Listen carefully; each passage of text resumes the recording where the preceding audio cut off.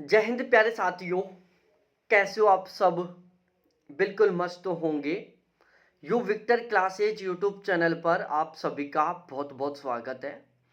आज के इस वीडियो में हम बिल्कुल डिटेल से डिस्कस करने वाले हैं यूजीसी नेट के पेपर के एनालिसिस के बारे में। 6 दिसंबर से पेपर स्टार्ट हो चुके हैं, आज 8 दिसंबर हो चुका है। तो टोटली कुल मिलाकर 6 शिफ्टों में एग्जाम हो चुका है। तो आज के इस वीडियो में मैं आपके साथ डिस्कस करने वाला हूं कि पिछली 6 शिफ्टों में फर्स्ट पेपर किस तरीके से आया था। पिछली 6 शिफ्टों में हम फर्स्ट पेपर का एनालिसिस करने वाले हैं कि पिछली 6 शिफ्टों में फर्स्ट पेपर किस तरीके से आया है। ठीक है, पेपर का लेवल क्या था, ठीक है, हमें किस तरीके से तैयारी करनी चाहिए, इन सभी के बारे में मैं आपको बताने वाला हूँ। साथ ही साथ इस वीडियो में मैं आपको कुछ ऐसे इंपॉर्टेंट टॉपिकों के बारे में बताने वाला हूं जिन टॉपिकों से पिछले 6 शिफ्टों में क्वेश्चन रिपीट हुए हैं और पूरा पूरा चांस है कि आगे जो एग्जाम होने वाले हैं उनमें भी यहां से क्वेश्चन रिपीट होंगे ही होंगे।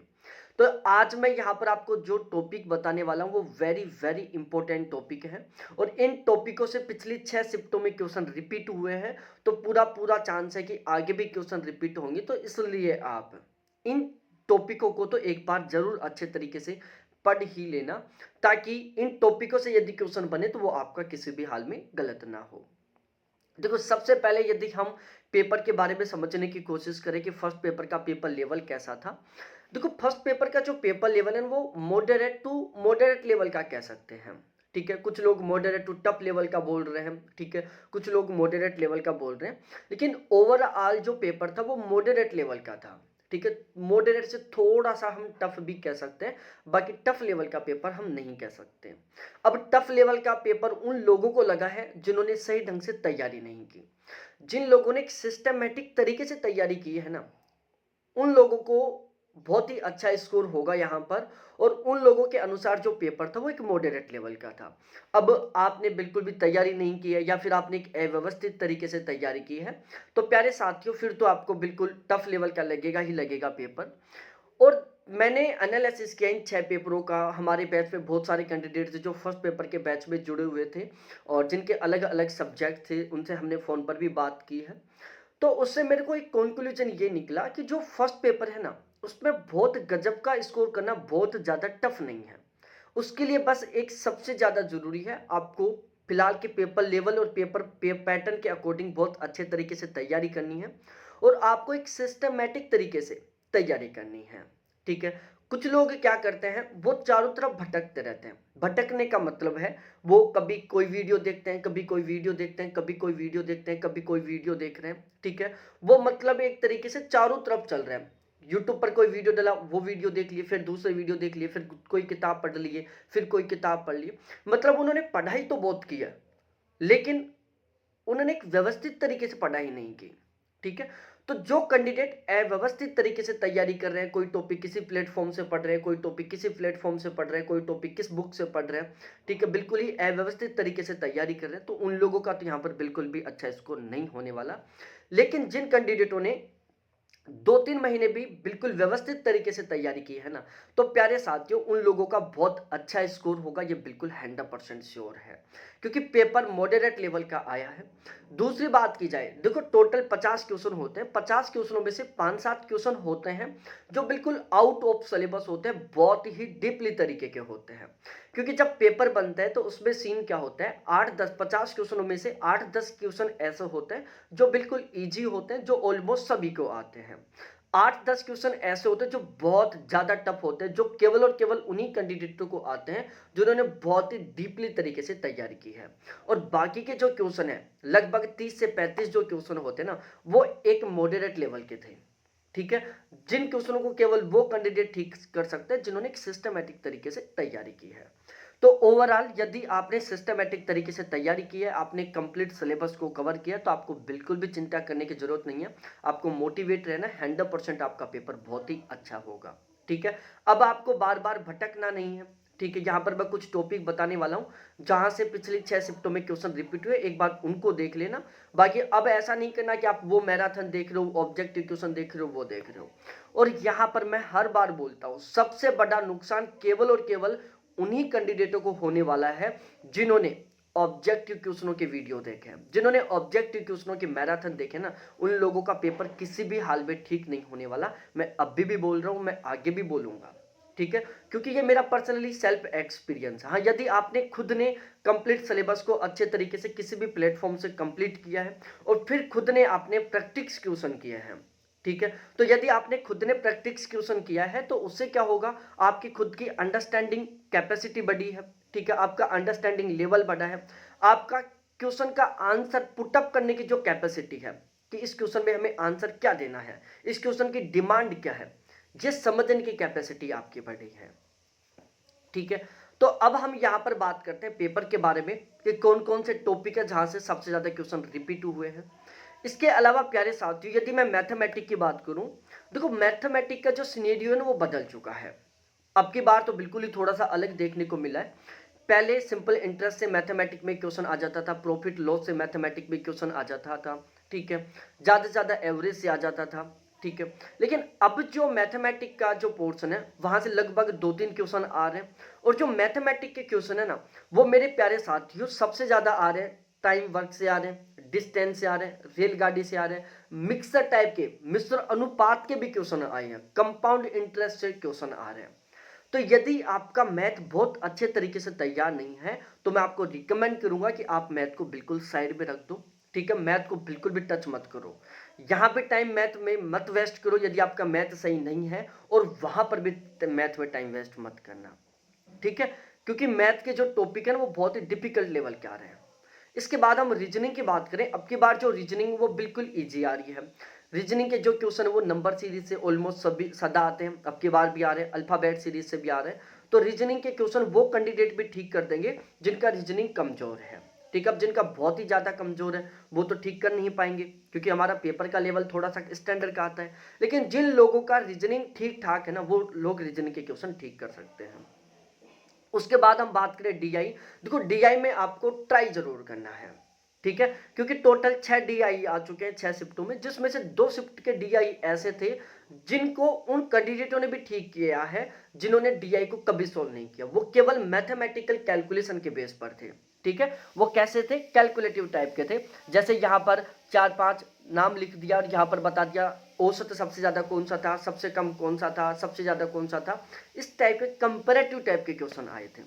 तो आपका यदि डीआई ठीक है तो आप 100% यहाँ पर कोशिश करोगे, लेकिन यदि आपका डीआई कमजोर है ना तो भी आपको एक बार डीआई को जरूर देखना है, ठीक है। हो सकता है डीआई बिल्कुल इजी आ जाए, क्योंकि जो डीआई है ना पिछले 6 डीआई हैं वो टफ नहीं आए थे, ना ही मॉडरेट आए थे, इजी टू मॉडरेट टाइप के डीआई आए हैं। तो जिन लोगों का थोड़ा सा मैथमेटिकल पोर्शन ठीक है तो उन लोगों ने बिल्कुल 100% डीआई कंप्लीट ठीक किया, रीजनिंग कंप्लीट ठीक किया, मैथ का थोड़ा सा सिनेरियो चेंज हो चुका है। यदि हम करंट अफेयर की, अब देखो बहुत सारे कैंडिडेटों को नेशनल एजुकेशन पॉलिसी 2020 से पहले क्वेश्चन रिपीट होते थे, अब की बार क्वेश्चन नहीं आ रहे हैं उससे, केवल एक बार क्वेश्चन बना है एनईपी 2020 से। और बहुत सारे लोगों को लग रहा था G20 से क्वेश्चन बनेगा, भाई G20 से अभी तक एक बार भी क्वेश्चन नहीं बना और पॉसिबिलिटी है कि आगे भी नहीं बनेगा, ठीक है। चंद्रयान से रिलेटेड सभी को यह था कि इन्वायरमेंट में बन सकता है क्वेश्चन, तो नहीं बना है यहां से भी क्वेश्चन। तो अब हम यहां पर डिस्कस करते हैं उसके बाद आरसी के बारे में। देखो आरसी है ना, आरसी को आपको 100% ट्राई करना चाहिए, क्योंकि आरसी हर एक कैंडिडेट को करना है प्यारे साथियों। यहां से 5 क्वेश्चन आएंगे और आरसी है ना बहुत ज्यादा टफ नहीं आ रहा है, यदि आप थोड़ा सा सही ढंग से दिमाग लगाकर पैसेज को रीड कर लोगे ना तो प्यारे साथियों मैं पूरे कॉन्फिडेंस के साथ कह रहा हूं आप आरसी के सभी क्वेश्चनों को बिल्कुल अच्छे तरीके से ठीक करोगे, ठीक है। तो जिन कैंडिडेटों का मैथ कमजोर है उनको मैथ के क्वेश्चनों को बिल्कुल भी टच नहीं करना है, ठीक है। हाँ, रीजनिंग सभी को टच करना है, डीआई के क्वेश्चन को सभी को देखना है, ठीक है। आपको लग रहा है कि यार कैलकुलेटिव टाइप का हम कर सकते हैं तो आप कोशिश करना, और आपको लग रहा है कि यार ये तो बहुत ही लंबी कैलकुलेशन वाला है या फिर किसी जैसे प्रॉफिट लॉस से आ गया डीआई, ठीक है, तो फिर आप उसको स्किप करके निकल जाना, टाइम वेस्ट मत करना अपना, टाइम की बहुत बड़ी प्रॉब्लम है यहाँ। आरसी को सभी को कोशिश करनी है क्योंकि आरसी बहुत टफ नहीं आ रहा, जैसे पिछली बार का जो आरसी था छोटे छोटे आरसी थे, 8-8 10-10 लाइन के आरसी थे। तो देखो दो सीन होते हैं, यदि आरसी एक पेज का आ रहा है ना तो समझो वहां पर आप क्वेश्चन ठीक करोगे, इसके ज्यादा चांस है। और यदि आरसी छोटा आ रहा है ना, 8-10 लाइन का ही आ रहा है ना, तो वहां पर आप क्वेश्चन ठीक करोगे, इसके कम चांस होते हैं, ठीक है, वहां पर उसकी गहराई से हमें आंसर निकालना होता है। और यदि आर सी बड़ा है ना, तो प्यारे साथियों वहां पर हम बिल्कुल डायरेक्टली वहां से क्वेश्चन आंसर निकाल सकते हैं। तो इतना आपको अच्छे तरीके से समझ में आ गया होगा। अब हम यहाँ पर डिटेल से डिस्कस करते हैं प्यारे साथियों किन के बारे में, इन क्वेश्चंस के बारे में, कि हमें कौन कौन से टॉपिकों को रिपीट करना चाहिए जिन टॉपिकों से क्वेश्चन रिपीट हो रहे हैं। प्यारे साथियों देखो, जरूरी नहीं है कि केवल और केवल मेहनत करने से ही आपका बहुत अच्छा स्कोर हो। बहुत सारी बार हमारी किस्मत खराब होती है, ठीक है, लक भी बहुत काम करता है इन चीज़ों में, ठीक है ना। अब भी फिलहाल में आपको मोटिवेट केवल ये सोच के रहना है कि जो होगा वो ठीक होगा, भगवान करेगा जो ठीक करेगा, ठीक है, अदरवाइज आप डिमोटिवेट हो जाओगे। जून 2024 में यदि आप अब की बार बहुत सारे कैंडिडेट जो सीरियसली तरीके से तैयारी नहीं कर पाए लेकिन वो पेपर देने वाले हैं, ठीक है, जिन कैंडिडेटों को लग रहा है कि यार अब की बार तो केवल नेट ही क्वालिफाई हो पाएगा, हमारा जेआरएफ क्वालिफाई नहीं हो पाएगा, और उनका डेडिकेशन है कि जून 2024 में तो हमें हर हाल में जेआरएफ क्वालिफाई करना है, तो उन कैंडिडेटों के लिए बहुत ही प्यारी सी सूचना है कि जून 2024 में यदि आप जेआरएफ क्वालिफाई करना चाहते हो तो यहाँ पर प्यारे साथियों नेट के फर्स्ट पेपर के लिए गारंटी बैच शुरू हो चुका है। हमारे इस गारंटी बैच का टारगेट है कि हमें कम से कम 45 प्लस क्वेश्चन ठीक करने के टारगेट के साथ तैयारी करनी है। यदि आप 45 प्लस क्वेश्चनों को ठीक करने के टारगेट के साथ तैयारी करोगे ना, तो प्यारे साथियों आपका स्कोर 40 प्लस क्वेश्चनों तक तो बिल्कुल आसानी से पहुंच जाएगा, ठीक है। अब हम यहाँ पर डिस्कस करते हैं कि इस गारंटी बैच में आपको किस तरीके से क्या क्या प्रोवाइड करवाया जाएगा। देखो प्यारे साथियों, इस गारंटी बैच में हम स्पेशली फोकस रखते हैं फिलहाल के पेपर पैटर्न और पेपर लेवल के ऊपर, कि फिलहाल में पेपर की डिमांड क्या है, इसको समझते हुए पढ़ते हैं। देखो फर्स्ट पेपर का सीन क्या है, फर्स्ट पेपर को हम किसी भी हाल में 5-6 घंटे से ज़्यादा टाइम नहीं दे सकते। यदि हम रेगुलर 10-12 घंटे पढ़ रहे हैं, सपोज डेट हम 12 घंटे पढ़ रहे हैं, तो हम मैक्सिमम 5 घंटे दे सकते हैं फर्स्ट पेपर को, क्योंकि हमें सब्जेक्ट पढ़ना है, सब्जेक्ट का रेशियो ज़्यादा है। तो हमें फर्स्ट पेपर को एक लिमिटेड टाइम देना है और हमें बहुत अच्छा स्कोर करना है, क्योंकि जेआरएफ हमारा तभी होगा तब हमारे फर्स्ट पेपर में भी बहुत अच्छा स्कोर होगा। तो हमें स्मार्ट तरीके से तैयारी करनी है फर्स्ट पेपर की, ताकि हम बहुत ही कम समय में बहुत कम पढ़ के बहुत अच्छा स्कोर कर सकें, और ये बिल्कुल 100% पॉसिबल है। आज यहाँ पर आप पेपर दे के आओगे तो आपको पता चलेगा, यदि आपने एक सिस्टमेटिक तरीके से रेगुलर 3-4 घंटे तैयारी की है ना, आपका पेपर बहुत अच्छा होगा। और यदि आपने असिस्टमेटिक तरीके से 8-10 घंटे भी 6-7 महीने तक तैयारी की ना, तो भी आपका पेपर ठीक नहीं होगा। तो यहाँ पर फिलहाल के पेपर पैटर्न पेपर लेवल के अकॉर्डिंग तैयारी करवाई जाएगी। पेपर अंडरस्टैंडिंग टाइप का होता है, इसलिए हर एक कंसेप्ट को क्लियर करवाया जाएगा, ठीक है। हर एक क्वेश्चन को अंडरस्टैंडिंग टाइप से सोल्व करने की कैपेसिटी डेवलप की जाएगी, ठीक है। हर एक फैक्ट को ऑथेंटिक तरीके से क्लियर किया जाएगा, ठीक है। कंप्लीट सिलेबस हिंदी मीडियम में कवर करवाया जाएगा, इंग्लिश मीडियम में नहीं कवर करवाया जाएगा, ध्यान रखना। यहाँ पर केवल और केवल हिंदी मीडियम में आपका कंप्लीट सिलेबस करवाया जाएगा। हर एक कीवर्ड का आपको बहुत ही डिटेल के साथ अर्थ बताया जाएगा, ताकि आप क्वेश्चन को बहुत अच्छे तरीके से समझ सके, ठीक है। कंप्लीट पेपर कवर करवाया जाएगा। हम कंप्लीट सिलेबस की बात नहीं कर रहे, हम यहाँ पर कंप्लीट पेपर को कवर करने की बात कर रहे हैं, क्योंकि कुछ क्वेश्चन होते हैं जो आउट ऑफ सिलेबस आते हैं, तो उनको भी हम यहाँ पर कवर करेंगे, ठीक है। कंप्लीट यूनिट कवर की जाएंगी, प्रत्येक कीवर्ड का अर्थ बताया जाएगा, क्वेश्चन लैंग्वेज के ऊपर बहुत ही स्पेशली तरीके से फोकस किया जाएगा। बैच लेने के बाद एक भी किताब खरीदने की जरूरत नहीं होगी। रीजनिंग मैथ डीआई कितना भी कमजोर क्यों ना हो, उसके ऊपर बहुत ही स्पेशली तरीके से फोकस किया जाएगा, ताकि रीजनिंग मैथ डीआई आपका बहुत ही अच्छे तरीके से तैयार हो सके, ठीक है। रेगुलर लाइव क्लास होगी, बाद में रिकॉर्डेड क्लास मिलेगी, हर क्लास का पीडीएफ मिलेगा। रीजनिंग मैथ डीआई के ऊपर हमारा बहुत ही स्पेशली तरीके से फोकस रहने वाला है। टॉपिक वाइज तरीके से आपके क्वेश्चन प्रैक्टिस करवाए जाएंगे, ठीक है। रीजनिंग मैथ डीआई के टॉपिक वाइज तरीके से आपको प्रैक्टिस के लिए एग्जाम के लेवल के क्वेश्चन प्रोवाइड करवाए जाएंगे, ताकि आप रीजनिंग मैथ डीआई के क्वेश्चनों को ठीक कर सको, क्योंकि ये स्कोरिंग पोर्शन होता है, ठीक है। अब यदि ये बैच लेना चाहते हो तो ये मेरे कॉन्टैक्ट नंबर है 7891350470, इनके थ्रू आप हमारे ये बैच ज्वाइन कर सकते हो। फीस में अभी फिलहाल में बहुत अच्छा खासा ऑफर चल रहा है। अब हम थोड़ा आगे डिस्कस करते हैं प्यारे साथियों यहाँ पर इंपॉर्टेंट टॉपिकों के बारे में, जो हमारा सबसे मेन टॉपिक था। देखो प्यारे साथियों, पिछली 6 शिफ्टों का हमने एनालिसिस किया, बहुत अच्छे तरीके से यूट्यूब पर वीडियोस देखे हैं, ठीक है। हमने खुद ने डायरेक्टली हमारे जो बैच के कैंडिडेट थे उनसे हमने बात किया है। तो अब हम ओवरऑल एनालिसिस करने वाले हैं। जो सैम्पलिंग का टॉपिक है, प्रति चयन का टॉपिक है, उससे लगभग 6 शिफ्टों में 3 से 4 क्वेश्चन आ चुके हैं कम से कम। ऑलमोस्ट हर शिफ्ट में यहाँ से क्वेश्चन बन रहे हैं। प्रति चयन का एक बहुत ही बड़ा टॉपिक है, ठीक है। रिसर्च एप्टीट्यूड में हमने पढ़ा था, बहुत बड़ा टॉपिक है ये। इसके दो प्रकार हैं, ठीक है। प्रोबेबिलिटी है, नॉन प्रोबेबिलिटी मतलब संभाव्यता है, गैर संभाव्यता है। फिर उनके प्रकार हैं, फिर उनके प्रकारों को हमने विद एग्जाम्पल के साथ पढ़ा था। और यहाँ पर जो प्रति चयन से क्वेश्चन आ रहा है वो एग्जाम्पल से उठकर आ रहा है, ठीक है। तो थोड़ा सा डीपली आ रहा है, तो आपको प्रति चयन का टॉपिक पढ़ना है। हमने यहाँ पर प्रोवाइड करवा रखा है पीडीएफ में आपको, ठीक है। कंप्लीट सिलेबस करवाया था, तो वहां पर भी हमने आपको प्रति चयन को बहुत ही डीपली तरीके से पढ़ाया था। इसके अलावा जल प्रदूषण से क्वेश्चन हर शिफ्ट में रिपीट हो रहा है। अब की बार, पिछली बार वायु प्रदूषण से क्वेश्चन रिपीट हुआ था, अब की बार जल प्रदूषण से क्वेश्चन रिपीट हुआ है। जल प्रदूषण से होने वाले रोग, ठीक है, ये हमने बहुत ही डिटेल से पढ़ा था। हमने पढ़ा था कि जल प्रदूषक कौन कौन से हैं, उन प्रदूषकों से स्पेसिफिक तरीके से कौन कौन से रोग होते हैं, ठीक है। इसके अलावा विश्वविद्यालयों से रिलेटेड क्वेश्चन बना था। अब विश्वविद्यालयों में देखो, विक्रमादित्य जो विश्वविद्यालय है उसके बारे में हमने पढ़ा था, गुरुकुल पढ़ा था, तक्षशिला विश्वविद्यालय पढ़ा था, हमने नालंदा विश्वविद्यालय पढ़ा था, हमने वल्लभी विश्वविद्यालय पढ़ा था, ठीक है। सबसे पहले जो 3 यूनिवर्सिटी थी उनके बारे में पढ़ा था, तो वहां से क्वेश्चन रिपीट हो रहा है। आपके बाद MIC की फुल फॉर्म पूछा था, OCR की फुल फॉर्म पूछ चुका है, OMR की फुल फॉर्म पूछ चुका है, ठीक है। तो ये आपको फुल फॉर्म ध्यान रखना है। हमने इस सेपरेटली तरीके से लगभग 150 फुल फॉर्म आपको प्रोवाइड करवाए थे कंप्यूटर के, ठीक है। तो उनको एक बार अच्छे तरीके से देख लेना आप। फायरवॉल क्या होता है ये हमने बहुत अच्छे तरीके से पढ़ा था। विकिपीडिया पढ़ा था हमने, वाईफाई, ठीक है, वाईफाई की रेंज क्या होती है, ये सारा सब कुछ हमने कवर किया था।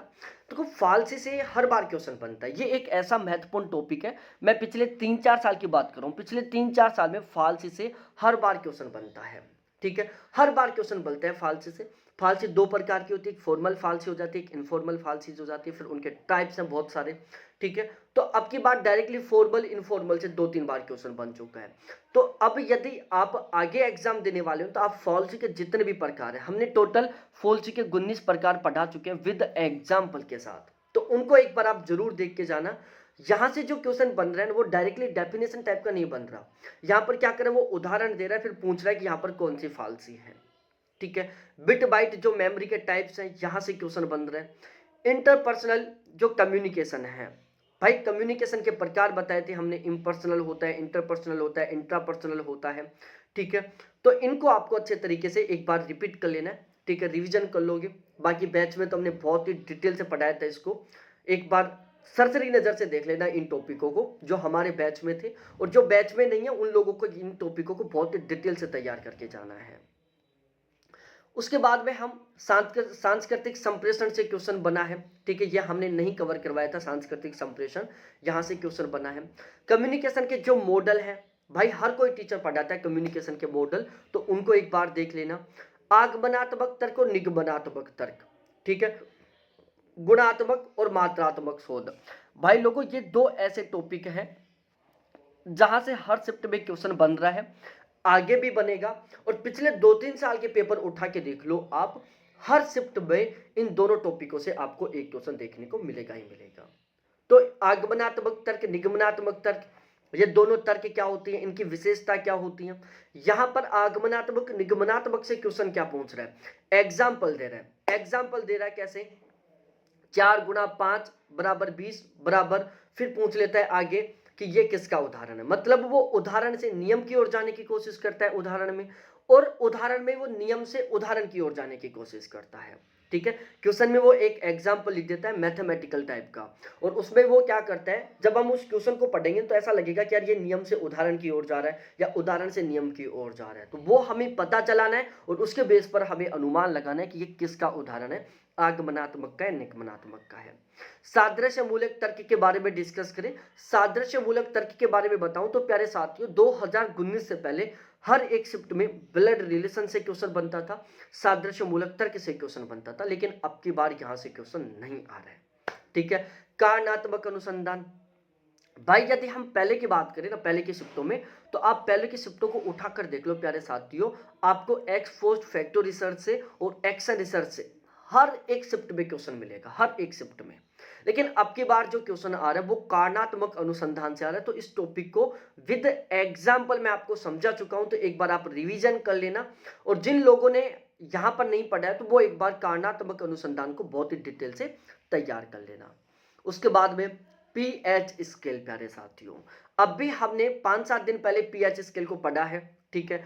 पीएच स्केल में हमने पढ़ा था कि वर्षा के जल का पीएच स्केल कितना होता है, सामान्य कृषि योग्य मिट्टी का पीएच स्केल कितना होता है, बरसात के जल का पीएच स्केल कितना होता है, अम्लीय बरसात में पीएच का मान कितना होता है, अम्लीय बरसात क्यों होती है, यह हमने 5-7 दिन पहले पढ़ा है इन्वायरमेंट ज्योग्राफी में। नए बैच शुरू हो चुका तो वहां पर हमने पढ़ा है, पिछले वाले में भी मैंने ये पढ़ा दिया था। क्योटो प्रोटोकॉल, प्यारे साथियों, क्योटो प्रोटोकॉल, मॉन्ट्रियल प्रोटोकॉल, दोनों को अच्छे तरीके से तैयार कर लो, यहां से हर बार क्वेश्चन बनता है। क्योटो प्रोटोकॉल का आपको बिल्कुल डिटेल से, इसके अलावा रियो प्रोटोकॉल को और पढ़ लेना प्यारे साथियों। रियो प्रोटोकॉल भी बहुत ज्यादा महत्वपूर्ण है, पूरी पॉसिबिलिटी है, अभी तक रियो प्रोटोकॉल से क्वेश्चन नहीं बना, आगे बन सकता है। कोपेनहेगन प्रोटोकॉल से आगे क्वेश्चन बन सकता है, ठीक है। आईएसए से क्वेश्चन बना है, मेमोरी से क्वेश्चन बना है। अब देखो यहां पर मेमोरी को लेकर मैं कंफ्यूज हो रहा हूं, ठीक है भाई। मेमोरी को लेकर कुछ लोग बता रहे हैं कि मानव मेमोरी से रिलेटेड क्वेश्चन बना था। अब उन्होंने हमें प्रॉपर वे में नहीं बताया कि किस टाइप का क्वेश्चन बना था। उन्होंने ये बोला था कि सर मानव मेमोरी से रिलेटेड क्वेश्चन बना था, जिसमें दूरवर्ती मेमोरी ऐसे कुछ बता रहे थे वो। तो अब भाई लोगों इसको लेकर तो मैं कंफ्यूज चल रहा हूं। इसके अलावा वेरिएबल सभी पढ़ना, ठीक है। आश्रित चर, स्वतंत्र चर, इन सभी को अच्छे तरीके से तैयार कर लेना, यहां से क्वेश्चन बन रहा है। ए ई आई ओ, ठीक है। जब हमने लॉजिकल रीजनिंग पढ़ा था स्टार्टिंग में, तो हमने ए ई आई ओ पढ़ाया था आपको, ठीक है। और यहां से इस तरीके से इनके बीच में जो रिलेशनशिप है ना, वहां से क्वेश्चन बन रहा है। और यहां से क्वेश्चन क्या बन रहा है, एग्जाम्पल के बेस पर क्वेश्चन बन रहा है। जैसे कुछ बंदर पक्षी हैं, कुछ पक्षी खरगोश हैं, अतः कुछ खरगोश बंदर हैं, इस टाइप से क्वेश्चन पूछ रहे हैं। फिर उसमें से फाइंड आउट करवा रहे हैं कि यहां पर कौन सा तर्क दोष है, ठीक है। इस तरीके से क्वेश्चन बन रहा है। तो एक बार आप एक तो इन चारों का मतलब समझना, ठीक है। दूसरा, इनके बीच में जो रिलेशन है, जैसे कॉन्ट्रोडक्टरी रिलेशनशिप है, ठीक है, सब अल्टरनेशन का रिलेशनशिप है, कॉन्ट्रेरी का संबंध है, सब कॉन्ट्रेरी का संबंध है। तो ये जो चार रिलेशनशिप है इनके बीच में, एक तो यहां पर होता है, एक यहां पर होता है, एक यहां पर संबंध होता है, एक इनके बीच में संबंध होता है। ये मैं बहुत ही डिटेल से विद एग्जाम्पल पढ़ा चुका हूं, तो आप एक बार इसको जरूर देखना। इसके अलावा 5 ईयर प्लान, अब ये 5 ईयर प्लान को लेकर मैं कंफ्यूज हूं, हर शिफ्ट में क्वेश्चन बन रहा है। अब ये केवल इतना बता रहा है कि सर 5 ईयर प्लान से क्वेश्चन बना है, प्रॉपर वे में हमें ध्यान नहीं है। तो 5 ईयर प्लान को लेकर भी क्वेश्चन बन रहा है, वो कौन से यूनिट से बन रहा है ये अभी मेरे को पता नहीं चल पाया। रैम रोम से क्वेश्चन बन रहा है, स्वयं से क्वेश्चन बन रहा है। प्रिंटर से रिलेटेड बहुत ही डीपली क्वेश्चन पूछा था, ठीक है। प्रिंटर से कैसे पूछा था कि प्रिंटर एक आउट, भाई एक इनपुट डिवाइस होती है, एक आउटपुट डिवाइस होती है, ठीक है। तो इन प्रिंटर एक आउटपुट डिवाइस है, इस तरीके से प्रिंटर से कथन कारण टाइप का क्वेश्चन बनाकर पहुंच रहा है वो, ठीक है। आपने यदि प्रिंटर के बारे में थोड़ा सा जान रखा है तो आप इस क्वेश्चन को ठीक कर दोगे।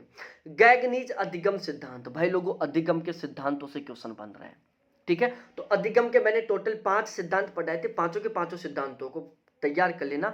ये जो अधिगम के सिद्धांत है, ये सीटेट के जो पेपर होते हैं ना, उस लेवल के क्वेश्चन पूछ रहे हैं यहाँ पर। मूल्यांकन के प्रकार प्यारे साथियों, नैदानिक मूल्यांकन, निर्माणात्मक मूल्यांकन, ठीक है, जिसको हम रचनात्मक मूल्यांकन भी बोलते हैं हम, ठीक है। तो ये मूल्यांकन के जो टोटली प्रकार थे वहां से क्वेश्चन बन रहे हैं, ठीक है। तो उनको अच्छे तरीके से ध्यान रख लेना। नैदानिक मूल्यांकन होता है, रचनात्मक मूल्यांकन होता है, ठीक है। तो इनको मूल्यांकन के जो प्रकार थे उनको पढ़ लेना। आगे शिफ्टों में क्वेश्चन बन सकता है इंटरव्यू से, साक्षात्कार के जो प्रकार है, तो उनको भी प्यारे साथियों एक बार आप जरूर तैयार करके जाना। साक्षात्कार के जो प्रकार हैं मैंने आपको बहुत अच्छे तरीके से समझाया था। एक तो वो इंटरव्यू होता है जहां पर सब कुछ पहले से फिक्स होता है, ठीक है, क्वेश्चनों की लिस्ट दे दी जाती है, उन्हीं क्वेश्चनों को पुटअप करना होता है, उनके आंसर बता दिए जाते हैं, उन्हीं आंसरों के बेस पर पता चलाना होता है किसने सही आंसर दिया है, गलत आंसर दिया। एक वो इंटरव्यू होता है जहां पर सब कुछ अनिश्चित होता है, वहां पर कोई फिक्स फॉर्मेट नहीं दिया जाता, वहां पर जो इंटरव्यू लेने वाला है उसके ऊपर छोड़ दिया जाता है कि भाई तू जान, तेरे काम जान, हमें तो एक बहुत ही अच्छा कैंडिडेट चाहिए। अब वो तू सेलेक्ट करेगा, वो चाहे तू कैसे भी क्वेश्चन पूछ, ठीक है। एक इसके अलावा मैंने बताया था कि जो साइकोलॉजी वाले पेशेंट होते हैं ना, जिनके दिमाग की प्रॉब्लम चलती रहती है, तो जो मेंटल डॉक्टर होता है वो उनसे क्या पूछता है, उसकी हिस्ट्री पूछता है। या फिर जो जेलर होते हैं ना, वो वहां के कैदियों से क्वेश्चन पूछते हैं, उनकी लाइफ से जुड़े हुए, तो वहां से क्वेश्चन वो भी हमने बहुत अच्छे तरीके से समझाया था। तो ये आपको अच्छे तरीके से ध्यान रखना। ढांचाहीन, ढांचा विहीन इन साक्षात्कार, नैदानिक साक्षात्कार हो गया। ध्वनि प्रदूषण से क्वेश्चन बन गया है प्यारे साथियों, इसको भी एक बार रिपीट कर लेना। ऑक्टल नंबर, अब देखो ऑक्टल नंबर डेसिबल होता है, ऑक्टल नंबर होता है, और इसके अलावा हेक्साडेसिमल होता है। ठीक है, तो इनको आपको अच्छे तरीके से तैयार करके जाना है। HTTP बाई फुल फॉर्म याद रख लेना, और स्पेशली जो हाइपर टेक्स्ट ट्रांसफर प्रोटोकॉल, इसका फुल फॉर्म होता है हाइपर टेक्स्ट ट्रांसफर प्रोटोकॉल। तो ये जो प्रोटोकॉल है इनसे रिलेटेड इन प्रोटोकॉलों को तो जड़ से पढ़ के चला जाना प्यारे साथियों। शाब्दिक अशाब्दिक संप्रेषण, अब जो अशाब्दिक संप्रेषण है ना, जिसमें मैंने आपको बताया था, ठीक है, चखने से पता चल जाता है, ठीक है, इसके अलावा टच करने से पता चल जाता है, गर्म वस्तु एहसास करती है उससे पता चल जाता है, आंखों की पलकों से पता चल जाता है, ठीक है, इशारों से पता चल जाता है। यह हमने पढ़ा था अशाब्दिक संप्रेषण के प्रकारों में, ठीक है ना। 7-8 प्रकार बताए थे मैंने अशाब्दिक संप्रेषण के, कि आंखों के इशारों के द्वारा पता चल जाता है तो उस कम्युनिकेशन को हम क्या कहते हैं, टच करने से पता चलता है तो उस कम्युनिकेशन को हम क्या कहते हैं। तो वो 8-9 प्रकार है, उनको आपको अच्छे तरीके से पढ़कर जाना है, ठीक है। स्वयं प्रभा चैनल, स्वयं प्रभा प्यारे साथियों, अब तक तो केवल स्वयं प्रभा से डायरेक्टली क्वेश्चन बनते थे, लेकिन अब की बार स्वयं प्रभा के चैनलों से क्वेश्चन बन रहे हैं। हाँ, वो मेमोरी का जो क्वेश्चन था वो अंतर्निहित मेमोरी से रिलेटेड क्वेश्चन था। अब ये मेरे को ध्यान नहीं है अंतर्निहित मेमोरी क्वेश्चन क्या किस तरीके से है, आगे क्या पूछना चाह रहे हैं, इसके बारे में अभी पता नहीं चल पाया। आस्तिक और नास्तिक लॉजिकल रीजनिंग में हमने बहुत अच्छे तरीके से पढ़ रखा है, ठीक है। मोक के बारे में था, DDT के बारे में था, ठीक है, प्रदूषण से रिलेटेड ये है ये। इसके अलावा कुहुट शिक्षण मंच, अब ये पता नहीं कौन सा शिक्षण मंच है, कुहुट शिक्षण मंच बता रहे थे सर, कुहुट शिक्षण मंच से क्वेश्चन बना था, तो एक इसको भी एक बार देख लेना, 2 बार क्वेश्चन रिपीट हो चुके हैं। SDG MDG प्यारे साथियों, इनको आपको पढ़ के जाना है, ठीक है, इनके टारगेटों को पढ़कर जाना है, इनके टारगेटों को पढ़ के जाना है, इनके जो सब टारगेट हैं इनको भी आपको अच्छे तरीके से तैयार करके जाना है। मोक को तैयार करके जाना है, बुद्धिस्ट की संप्रेषण की जो संकल्पना है उसको भी आपको बहुत अच्छे तरीके से तैयार करके जाना है। तो ओवरऑल यदि आपका कल पेपर है, परसों पेपर है, या आगामी समय में पेपर है, तो एक बार प्यारे साथियों मैं आपसे हम्बल रिक्वेस्ट करूंगा कि इन टॉपिकों को एक बार आप जरूर देख के जाना, ठीक है। पूरी पॉसिबिलिटी है कि इन टॉपिकों से क्वेश्चन बनेंगे ही बनेंगे। बाकी यदि आप जून 2024 के लिए तैयारी करना चाहते हो अभी से, तो नया बैच शुरू हो चुका है, बिना देर किए हुए आप बैच ज्वाइन कर सकते हैं। ये मेरे कॉन्टैक्ट नंबर है 7891350470। बहुत बहुत धन्यवाद आप सभी को देखने के लिए। थैंक्स बाय मेरे प्यारे साथियों।